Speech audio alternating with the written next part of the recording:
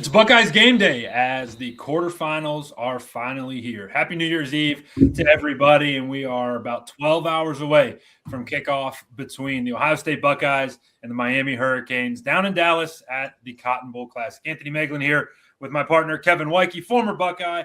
Kev, it's finally game day. It's been 26 long days, 3.5 long weeks, and we finally made it. The Buckeyes are playing tonight, man, and I'm certainly fired up for it. It should be a good one. I'm excited. It's been a long time, but hopefully, they've been motivated and they're ready to go. This is, foot hits the ball. It doesn't matter how good you were for the first 12, 13, 14 weeks of the year. It just matters how good you are tonight. That's exactly right, man. And I think about this as we've done so much coverage of this game, so much work going into the prep of the game, and like finally just like put the ball on the tee, kick it off, and let these guys figure it out and decide it on the field, because it's going to be a fun one. And about the game specifically, Kevin, like this is one where I think it's advantage Buckeyes in a major way. I think it's Ohio State is obviously the better team, but this can go one of two ways, right? It is a football game. The better team doesn't always win. So when you're looking at this game, man, how, in your opinion, does Ohio State win this football game?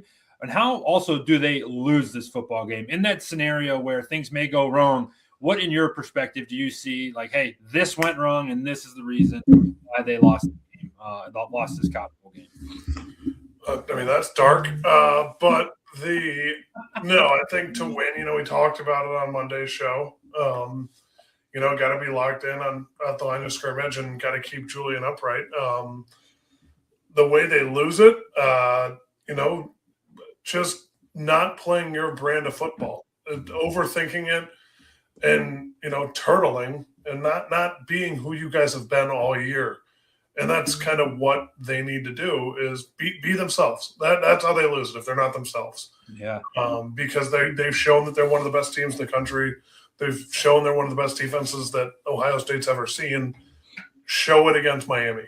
Yeah, I absolutely agree with that. And when I think about it, like I think, in my opinion, I've seen a bunch of takes out there, and it's a lot of the conversation kind of around this Miami team is just how dominant their defense could be. But then you look at it and it's like, what has everybody been watching? Like, if this defense was so dominant and this defensive line was so dominant, I'm not even concerned so much about the losses. Like, one, how do you lose the games you did?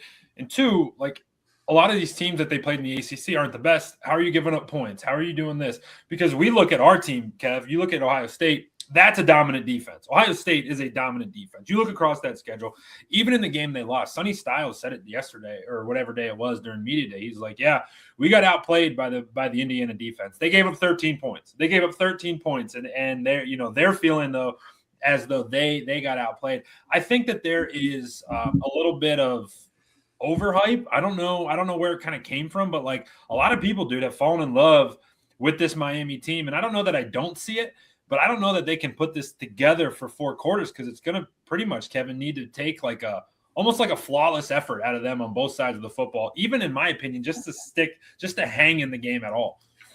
Yeah. I think a lot of people are doubting this Miami team, and I think Miami loves that. I think Miami loves that people aren't valuing them, because a lot of bulletin board material. Yeah. I think that Ohio State, the only people that need to value Miami are the ones that are playing against them. So I think that's really the important part, is that the Buckeyes, whether it be the coaches, whether it be the players, whoever it is, don't listen to everybody else and come to the assumptions themselves. And you win football games you're supposed to. I think when it comes to the playoff, anybody can win on any given day. It was shown last year. Arizona State almost beat Texas. Yeah. And then by that logic, our toughest test was Texas. So then that means that Arizona State would have been the next toughest opponent we would have played. Mm-hmm. And that's crazy to think about. But I think that this Miami team, like I said, it's a perfect game for both sides. And is this Ohio State team too young, or is this Miami team not what they're cracked up to be? That's the questions everyone's asking right now, and that's what they're trying to figure out. Yeah, I just finished up a story writing about like this game tomorrow, because Chris Felica, they call him the Bear. He's been on College Game Day. He's now on Fox. He's like kind of their main picker, their main guest picker, if you will. And he was like talking about how 9.5 points is like way too much and how disrespectful to Miami and how he's got the Canes outright. And I was just kind of thinking like, all right, how do you get there? And I thought more about it. I'm like, okay, Miami has maybe a little bit of what Ohio State had last year going into the playoff, where hey, they come into the game with 2 bad losses on the season. They come into the playoffs with 2 bad losses on the season.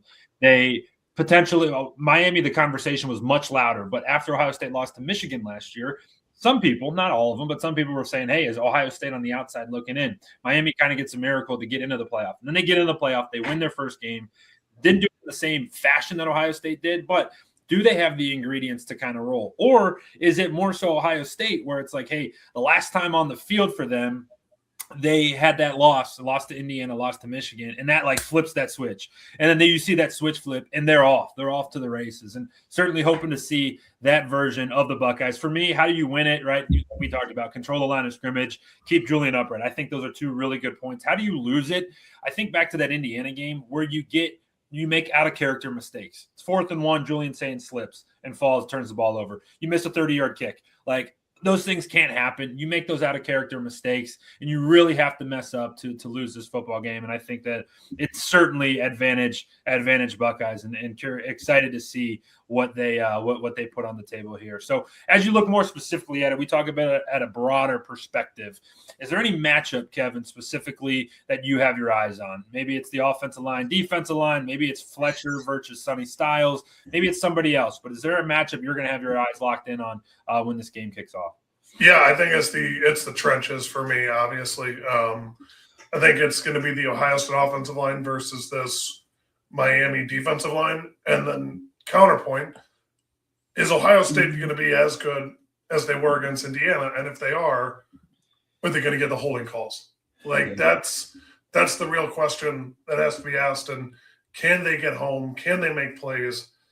I think they have the ability to. I don't know much about this Miami offensive line. Maybe they're good. I truly haven't watched anything on Miami this year. They don't hold any weight in my brain. But, yeah, I think that's my matchup. It would just be the trenches on both sides and when and who dominates the line of scrimmage. Yeah, there's no question. Miami's offensive line is solid. They're led by their 2 tackles. Their 2 tackles are going to be both potentially first-round guys, definitely first or second-round draft pick guys, and they will definitely be a challenge for Ohio State to go against. Now, on that topic, though, on the trenches topic, I do think the interior of Ohio State's defensive line is going to be the best that Miami's seen, right? You get a couple of good defensive ends when you play, and Ohio State's got 2 great ones. But the interior, Caden McDonald inside, Edric Houston inside, these guys inside who are just true – They cause so many problems for an offensive line. They eat up space. They make it impossible to get off double teams. They make it impossible to get to linebackers and do their things up front. I think that's going to be a big area of focus for many if you're watching this game and watching this thing unfold. For me, the real area that I'll be watching outside of that is Miami's secondary versus the Ohio State wide receivers, specifically Carnell Tate and Jeremiah Smith. There's been some talk this week, some a little bit on our show, definitely around the area where people are talking about how good this Miami secondary is. They've been playing very good football, and they are ball hawks. They are ball hawks, and we talked about it on Monday's show. Their secondary is tied to their defensive line, similarly to how Ohio State's secondary operates off of our defensive line and makes plays off of it. But just really excited to see how Bryce Fitzgerald and Jacoby Thomas really come up and play. How do they play? How does that secondary factor in against the Buckeyes star wide receivers? And what does Ohio State do on offense, right? Ryan Hartline, talked on Monday about how they need to just make sure they got their 2 guys on the field. And Ryan Day's been, down in control of play calling. So how does Ohio State match that secondary and what do they do from that perspective is where I'll be focused in and locked in for this game here. But Kev, this quarterfinal is just the start, this Cotton Bowl is just the start of the quarterfinals. Once this game ends, probably around 11 o'clock Eastern, maybe even 12 o'clock Eastern, it's one quick night of sleep, and then it is noon, 4 o'clock, 8 o'clock for the rest of the quarterfinals. And, dude, these games are awesome. These games are awesome. And we're going to do a whip around of all of them. So we're going to start, Kev, with the Sugar Bowl. It's Oregon, the Orange Bowl's up first. It's Texas Tech versus Oregon down in Miami, a game between the number 4 and number 5 seed. Probably the most even match game on the board this weekend, but one that's going to be exciting. What do you like, Kevin, in that game? You said, I'm sorry. Oregon, Texas Tech. Oregon, Texas Tech in the Orange Bowl. I think that'll be the best game of all of them. Yeah. I like Texas Tech, but I could also see Oregon winning. I just do. I think both those teams have the ability to win that game, and I think it'll probably be Texas Tech. Yeah. You got Texas Tech in that one. I like it. I like that one a lot. It's going to be a really good matchup here. Oregon is currently 2.5-point favorites in this game. The over-under is 51.5. And what I really think is going to be interesting is this is Texas Tech's first real major test in the Big 12. They obviously rolled through everybody, and the two teams that they faced that were legit were BYU, and it was BYU twice, and they won 29-7 the first time, and that was in a 3-score game. They won by 22 points, and the second time in the Big 12 championship, they boat raced BYU and got after them pretty good. Their lone loss on the year was when their quarterback was not playing. That was to Arizona State. And that was all the way back in October. So it's not like it's been a long time since then. And they really just haven't faced a caliber of competition, certainly a Big Ten team that Oregon's going to bring to the table. I think that this one's going to be a lot of fun. I think what is going to play a factor, whether you like it or not, I do think that Oregon traveling from the upper Northwest down to Miami to play in this game, 3-hour time difference. This is a real local time feel of 9 a.m. kickoff for them. I think that does factor in.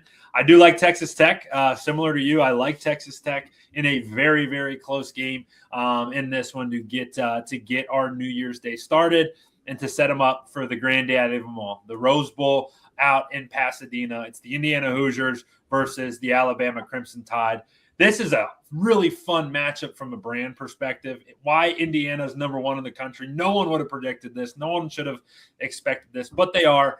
And they got the Crimson Tide coming to town. What do you like out in the Rose Bowl, Kevin? This one on Wednesday.